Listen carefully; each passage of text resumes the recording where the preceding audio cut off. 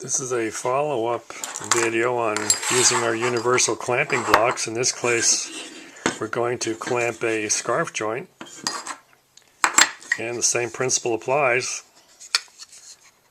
You want to position these so the clamping force is across the center of the joint.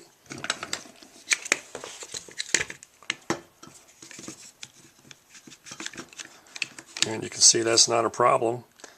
Normally, clamping on a scarf joint, you have slippage, especially when you put glue on there. In this case, as long as the force is directly across the center of the joint, perpendicular to the center of the joint, you shouldn't have any slipping problems.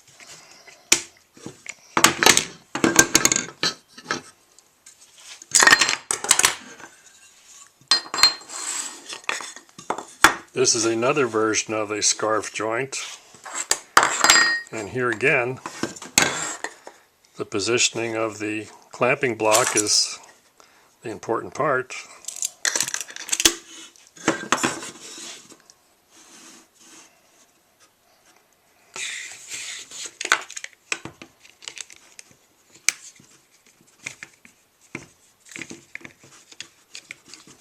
And you can see there also, there's no slippage. I can apply some glue to this to demonstrate that slippage is not a problem.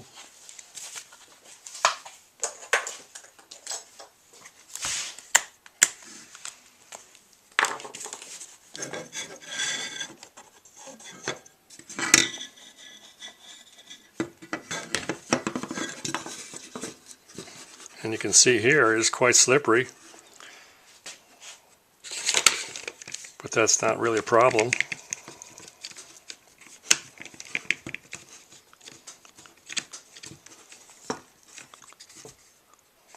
There it is.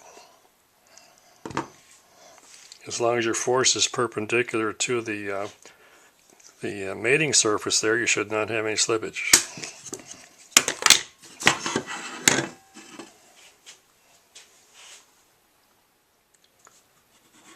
In this example, we're illustrating the clamping of a finger joint, and because the force is in this direction, these blocks will tend to slip unless you use an awful lot of pressure to clamp them down. And so we're using a neoprene pad that you just tape onto these blocks, and that will prevent the slippage. So here,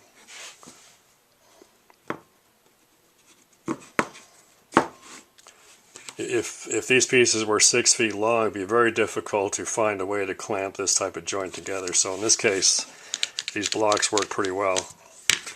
You'll have to juggle these two clamps to apply equal pressure, but you can see that works to clamp the finger joint, no matter what the length of these pieces are. This is a somewhat unusual application of the clamping block, but it illustrates another way they can be used.